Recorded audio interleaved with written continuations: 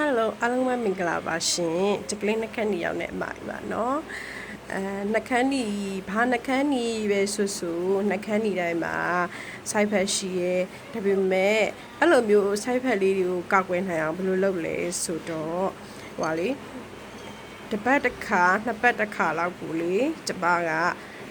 တခြားရဲ့ပြားရည်လေးရဲ့ကို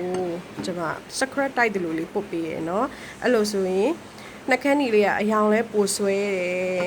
နောက်ပြီးတော့သူ့ရဲ့နှက်ခမ်းနီမှာပါတဲ့ side effect ကလေးလည်းကင်းတယ်ရောနော်ဒါ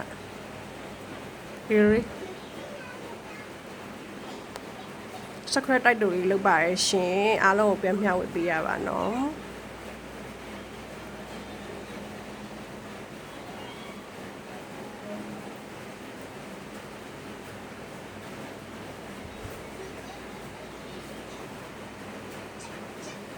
အားရ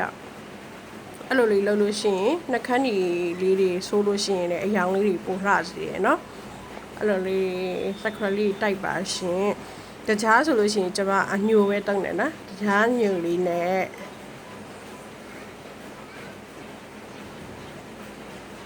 ပြားရည်လေးနဲ့အဲ့လိုတုံးပါရရှင်ခုမှအဲ့ရနိုးလို့လေ secret လေးတိုက်ပြီးတော့လုပ်ပြတာပြီးရင်စားလို့ရရရိုက်နေတယ်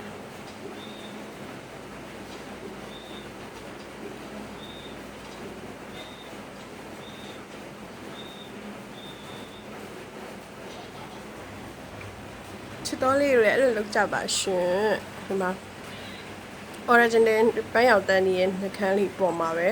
secret လေးတိုက်တာเนาะနှခမ်းလေးကဆူပြပြလေးပါပဲရှင်တချို့နှခမ်းသားအရန်6တဲ့တူတွေနှခမ်းဒီအရန်ဆိုးများတဲ့တူတွေเนาะနောက်ပြီးတော့နှခမ်းကွဲတာတွေဘာလို့မဖြစ်ခင်ကြိုတင်ပြီးတော့ကာကွယ်နေကျမနှခမ်းတစ်ခါမှမကွဲဘူးကျမအသက်ရလာတဲ့တောက်လျှောက်ပါလေကျမနှခမ်းတစ်ခါမှမကွဲဘူးကျမဒီလိုလေးတွေလုပ်တယ်နှစ်ပတ်တစ်ခါတစ်ပတ်တစ်ခါပြီးသွားရင်ခါလေးမေ့သွားတဲ့ခါလဲ3-4ပတ်တစ်ခါမလုပ်ဖြစ်တဲ့အချိန်တော့မရှိဘူးအဲ့လိုမျိုးလေးလုပ်တယ်เนาะဒါအပြင်မျှဝေပေးတာပါရှင်အဲ့လိုလေးတွေထိမ့်သိမ်းကြပါရှင်မင်းကလေးဆိုတာဘယ်အရာမျိုးမဆိုထိမ့်သိမ်းရတယ်เนาะထိမ့်သိမ်းပြီးတော့ဟုတ်ပါရှင်ကျေးဇူးတင်ပါတယ်ရှင်